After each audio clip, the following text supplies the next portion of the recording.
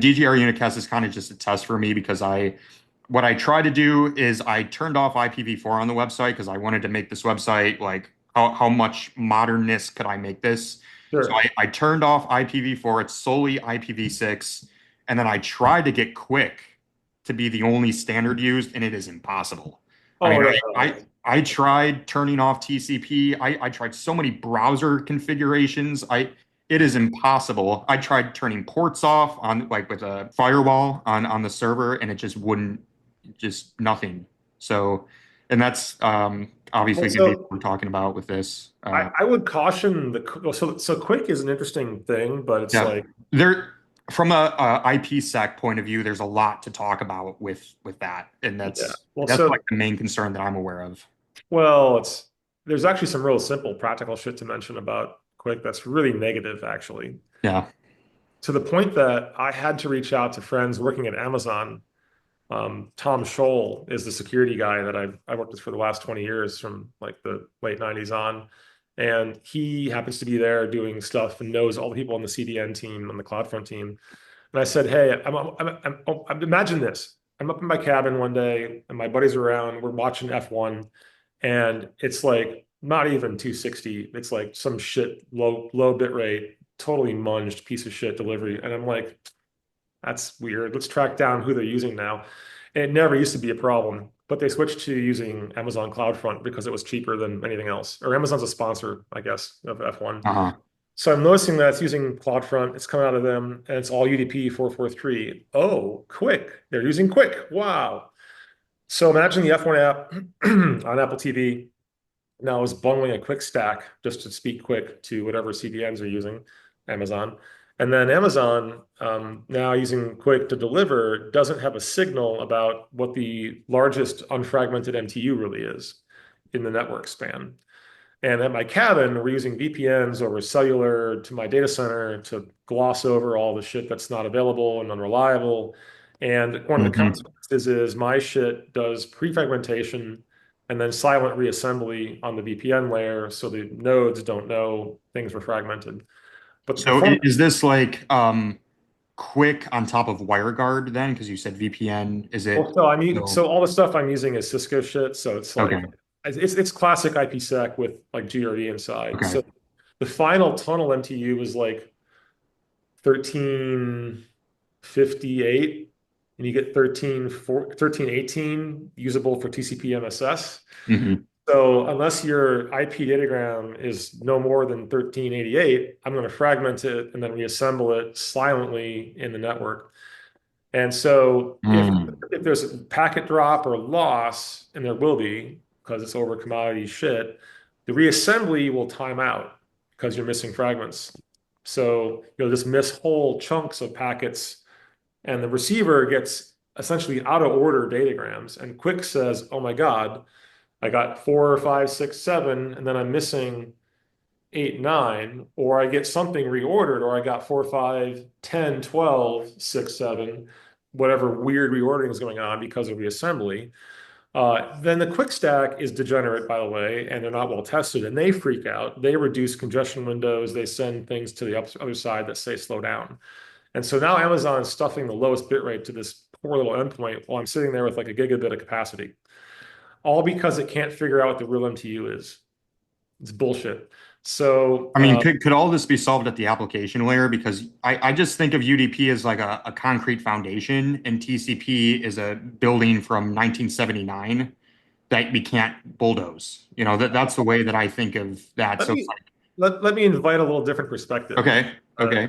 Think of it this way: the TCP and UDP vision I would invite you to think about is that on the host layer, like I'm on a MacBook here or a Linux box or whatever, when my app says, "Hey, get host by name," okay, I got an address. I go say, "Hey, connect or open socket connection to this address, this port number." All I get to my application now is a descriptor that I can send bytes into. The difference is DDP is going to receive some messages in memory from my app and then send them when it thinks it's the right time to send them. And with no waiting, no feedback from the partner, it just sends it to the network layer, the IP layer, out the link, and fire and forget. Stateless that way.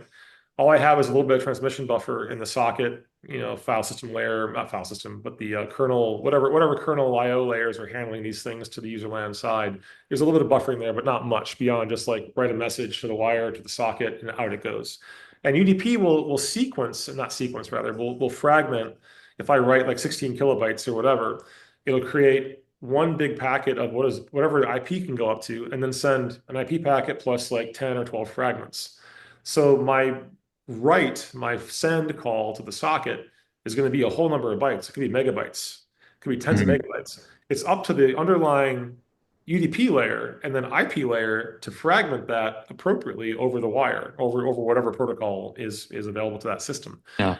So the idea here is that I, as a user, as a software author, am totally abstracted from what has to happen to get my 40 kilobyte or 10 megabyte write to the wire. So here's the rub. When folks want to do hundreds of gigabytes of transfers or tens of megabytes of transfers over a UDP type socket thing, and if they want to be smart and avoid IP fragmentation, which is necessary, they can't write more than n bytes at a time to the socket, or it will fragment. So the application layer now has to somehow gain knowledge and like reach around somewhere somehow to figure out what the interceding transmission units maximum sizes can be. There's it's a loose technique, path MTU discovery, where per hop behavior of an IP network should send me like message too large or packet too large as an ICMP response to a packet I send. And it may drop the packet, it may send it on, but it's supposed to give me a message back about a packet that violated some sort of link layer MTU thing. And I'm supposed to use that in my client side as a signal to say, oh, message too big, shrink that down. Whether it's 1400 bytes or 1300 bytes or 1200 bytes, I got to figure out what that's going to be in my network layer to not cause UDP fragments. But here's the problem. The app has to do that. The network has to send the packet message too large message to me, and it has to get back to me through maybe a layer of address translation or NAT of some point. So unreliable is the point about PMTU detection. Path MTU detection has been there for a long ass time in RFCs, but has never been reliable to depend on for a national global distribution content network, in my opinion. And here we are with Amazon turning the fucking switch on one day, or an app user in F1 saying, hey, we're going to use QUIC today. They probably didn't even know, actually. They just had it in the library. It tries QUIC and it works. And in most networks, but aren't over VPN layers and aren't over tunnels doing what we're doing, this would be okay. It probably works well enough. The performance is adequate. But TCP can gain a real signal in that the SYN and SYN-ACK and the initial packet handshaking is a well-known header format that all routers and VPNs can adjust and signal then to the end nodes what is allowable for the maximum segment size. And so that is something that a router vendor or an administrator can set that can say, hey, if I see a SYN packet and it says MSS is 1460 bytes, assuming your wire is 1500 bytes and you have 40 of header for IP and TCP, maximum segment is 1460, but I know it's a lot lower. It's 1318. I can restamp that with the SYN packet in the wire and then adjust it in flight. So the TCP senders just say, oh, I see the maximum segment size is 1318 over here, and I see this 1318 over there. They both sent 1460, but the network changed it.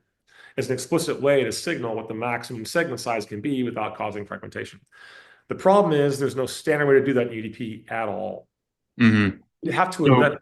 Yeah, you're almost saying that UDP is almost too basic, that even no matter what you put at the application layer, it's just still going to be fundamentally flawed by the. Well, that's kind of the yin and the yang. That's the point of UDP. That's the point of the user datagram protocol. But let's say I'm a DNS client, and my world is 512 byte packets or less in DNS. That's the standard for UDP DNS, right? So if I go and say, hey, I want to resolve name.com server, DNS server, give me back a response eventually. I send a socket request to open up a port, destination 53, pick a random source port, send you a couple hundred bytes of a query, and I close it. Or I'm waiting for the return, but I don't have anything else to do. I sit there, I send the packet, I'm done. No state, no handshaking, no delay, no wait. That's cool. And then the DNS server eventually has a response and says, oh, I see the source port was 43,022. Destination was to me on 53, back to that source IP port number, and boom, I have the response back to the client that asked. life's good. Low overhead, no handshaking again, no extra delay. And for small numbers of hundreds of bytes at a time, DNS is good for UDP. You can do DNS over TCP for larger responses that fit in a 512 byte response message, but I digress. That was a separate thing. But the idea back in the day, though, was that user datagram protocol was for things that didn't need, message level in order delivery, things that could tolerate reordering, reliably tolerate reordering in the network layer or elsewhere, and things that would themselves avoid fragmentation somehow, either by knowing the MTUs and listening to PMTU responses, or the host stack would figure it out and get your application some sort of signal through a callback or some sort of a socket response code or return code in whatever programming layer you had. And it all didn't work out very well for UDP in that way. TCP is the only thing that has been integrated into the network layer in terms of segment size exposure, if you will, exposing segment size limits to the application layer. It's TCP socket layer. And again, the point of TCP was divergent from user datagram. It was all about literally synchronizing buffers across two nodes. So you'll note that in the handshake, the first packet is a SYN packet, short for synchronization. And that's all it's doing is synchronizing essentially an integer, pick a random number, a sequence number, and I give you that sequence number, and you acknowledge it +1, and I send you an ACK for that acknowledgement that ACK you sent me. Now, we both have sequence numbers in mind for things that you'll send me and things that I send you, and we can keep track of what you've received and what you haven't received. And so consider TCP kind of like a scatter and gather approach, where I'm sending you to the socket, maybe I'm writing a megabyte or 2 megabytes of data. TCP can now segment that to whatever the maximum segment size negotiated to be is for that recipient that I'm talking to, and know reliably that nothing would break that below that layer. And then after having sent those segments, I now have an acknowledgement protocol mechanism, the ACK mechanism, built into TCP stacks that maintains synchronization. So imagine I have a buffer, I have a memory buffer in my head and you one in your head, and I go and paint over it with 30 kilobytes of shit. I want to synchronize that buffer with your buffer. So what do? I step through it and say, hey, here's a segment, here's a segment, here's a segment, here's a segment. And you get those segments and you give me acknowledgements, and you're synchronized, and we're going to stay in sync. We're all great. If one of them doesn't get there and they're out of order or missing, I can intuit that by having a missing or a gap range in my ACKs that I get back from you. And until I have all 40 kilobytes checked off as received, I am holding that in my memory. I'm wiring that to my memory. I'm not letting go yet because I don't know what's there and what's not there. But if I have ACKs for the first 4 frames or first 4 segments, I can scratch those off and recover the memory. And if I missed a gap, I hold on to those segments. And then if I have a tail that somehow comes through, I can take those off asynchronously. So imagine this buffer now has a hole around this little chunk, which is not acknowledged yet. And your buffer now has a head and a tail and a missing section. One more ACK round later, I can get you that missing section. And you say, hey, sweet, I had all 40 kilobytes of this segment or this window, and we're good. And I can free the memory. You can take the memory, and you're good to go. UDP doesn't do any of that stuff at all. The application layer has to do it on their own. So people like the idea in QUIC that they can now drive the controls for everything. They can control how the congestion control algorithm works, the retransmission algorithm, the sequencing controls. It's all inside the app layer, talking through a dumb datagram socket on the host. So if someone were to ask me what they prefer, what's better, the one where I don't recreate the wheel is better. It's TCP in the host OS, which has done all this stuff for 40 plus years now, versus QUIC, which has to do it in the application layer, which disappears when the application closes. And maybe we don't mind that, but the problem is it's volatile now. The application state drives this performance dimension. Normally, on a cooperatively multitasking scheduled host system, like a time sharing system like my Mac or your box or whatever, like this CPU is doing things in kernel threads and user threads and program process space that's nicely asynchronous, and things can wake up and run when they need to run. If my app isn't getting time slices adequately, the UDP socket just backs up and throws data away. If TCP is not receiving data fast enough to the app, it doesn't send ACKs. And the sender doesn't waste time sending me data that I'm going to drop. It's smart, right? Whereas in QUIC and everything else, it's like you got to play around with scheduling behaviors and realize you're in a controlled little container as a guest process on some other system. And now you're running this sort of real-time flow control thing on top of your app layer stuff just to get data over the network that the kernel could do for you in performance dimensions you can't come close to doing in the user space. So I'm always captured by the fact that Facebook and others ran headlong into deploying QUIC everywhere. And I can tell you why they did it. It's not performance. Hmm. It's firewall traversal, it's penetration, it's anti-censorship, it's all kinds of things that they think were negative with bareback TCP stuff, even with TLS on top. They wanted to do all kinds of crap right in the app because they don't like middle boxes on mobile networks that do TCP proxying or whatever else. Hmm. When I say proxy, I don't mean like content proxy. I mean like flow control, rate control. Gotcha. Okay. So anyway, all the motivations are totally misaligned for like efficiency on the network, and can basically, to your point, consume way more power in terms of like microjoules per operation and watts overall than TCP does, which is a sad, sad place to go right now. Yeah, I obviously I have experience testing QUIC. I mean, this was fascinating, this discussion, because I haven't been able to go in depth with Yeah, technologies like this with anybody else. So right. that's Yeah. honestly beautiful, right? Thank you, man. Yeah. But real world experience, right, with QUIC, obviously you have a static website, you have Yeah. a just basic internet connection, nothing fancy, it'll load faster. So Well, so here's the thing, though. Here's the thing. With QUIC, it's usually bundled with HTTP 2.0 or 3.0. yeah, three. So those approaches to content delivery work just fine on TCP as well. The other thing that might make it load quicker initially is that a lot of QUIC stacks make assumptions about initial congestion window, which Mhm. SYS and TCP stuff will not generally make assumptions about. Well, Um, also when you open up a session, you can just start sending data right to the client versus TCP, you'd have to handshake again. And then also, if the biggest thing for me with QUIC is actually network topographies. So if I'm switching between cellular to Wi-Fi to yeah. another Wi-Fi access point to it, I mean TCP that gets Oh, messy. well, yeah, the whole thing is ripped down in the case of TCP. Yeah, Yeah, yeah. So having it, so that's the one thing that's nice is like there's kind of a pseudo VPN layer in the no in the idea that the connection IDs are abstract, yeah. the underlying layer 4 UDP socket transport. That's a nice thing. That's a nice value. But I mean, is it worth the trade-off? And the question is always hard to answer. So Yeah, I think your perspective is really cool. I definitely gained some interesting perspective on sure. that. So I'm assuming you wouldn't deploy your K03 IMD website with QUIC. I I'm mean, if yeah. the browser says I can do QUIC, if the browser hits, if someone's running Firefox, has QUIC turned on or latest version of whatever Chrome from source or whatever. Hmm.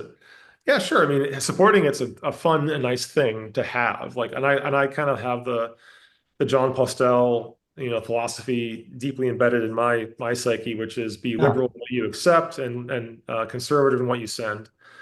And so if I receive a quick handshake for a connection ID and I can handle it, maybe I'll handle it. Like, why not handle it? But it's the question ultimately is what purpose does it serve for me and the site operator? And if I'm at certain levels of scale, I probably want to save capacity and save overhead and minimize that. And one way to do that is to not let application layers drive congestion control, usually. I try to go to the OS and say, hey, in the thing that can have a bit more control and fidelity over that, yo, kernel, here's some tunables I want you to obey, and not talk to my individual apps about all that separately across the board of whatever app soup I'm running. So I kind of like the idea that there's one API to choke, one throat to choke from a TCP and the host perspective. I don't like the idea that QUIC is all user land all the time. If there was something like connection multiplexing, a la HTTP 3.0 over TCP with some sort of like an agile reconnection layer, I think it gets what we want without all the divorcing of the congestion control stuff and everything else from the Mhm. and by the way, there is and are multipath TCP stacks a plenty out there. Every iOS device has had it since like iOS 13 or 10 or something like that. Yeah.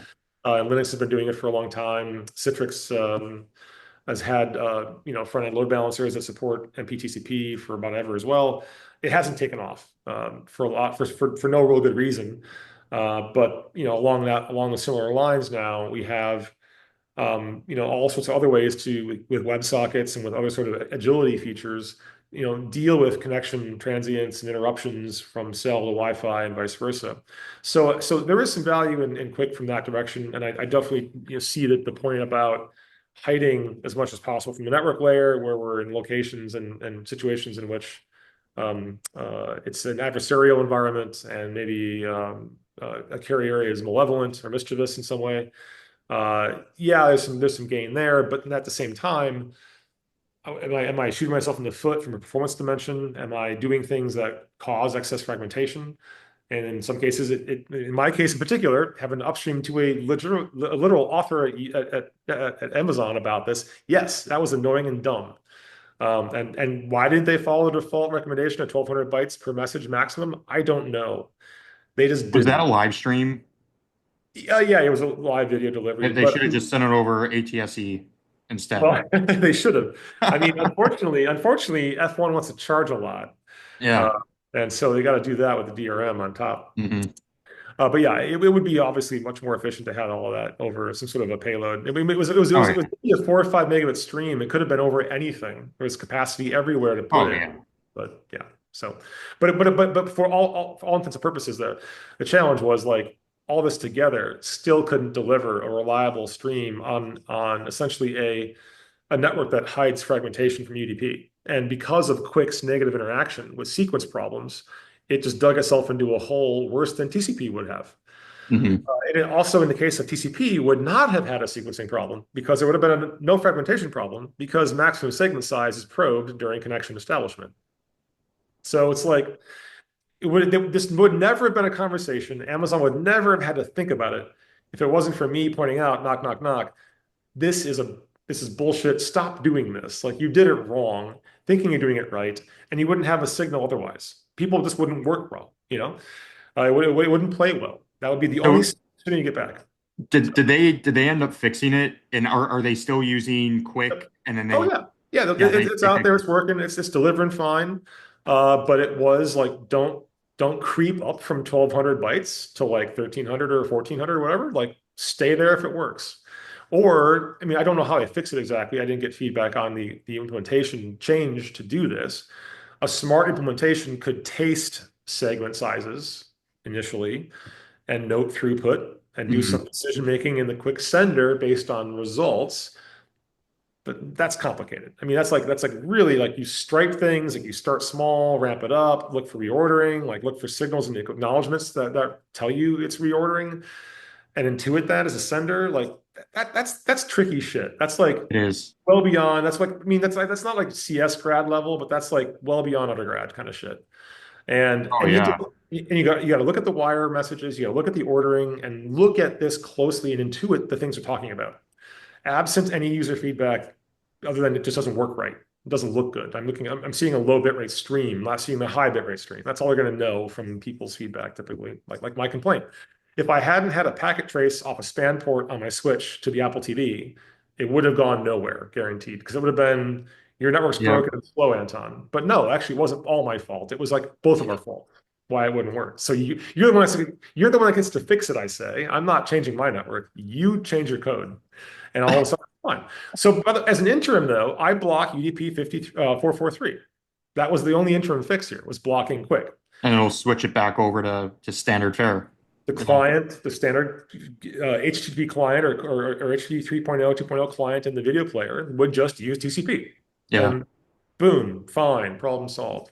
So, I mean, this is the kind of shit that like is trepidatious at best in thinking I can subvert normal buffer synchronization in TCP efficiently on my own in my app. That Yeah. just it's just reeks of like that naivete, like hubris. And that's why I love to describe as much as I can about kind of the factors that go into that space there. Well, it's like we don't trust the interceding or intermediate OS much. We don't want to trust the Yeah. OS. We don't like the middle boxes, and so their response is okay, datagram socket. we'll reinvent the wheel because we can, and why not? It Great. was a blast. I got some really nice, I think actually a really good perspective that I haven't really heard from with QUIC and that. So thank you Pleasure, so man. much for coming on. Let's do this again sometime. So it's been a blast. Thank you so much. You're welcome, Dylan. Pleasure. Have a good day. Thanks.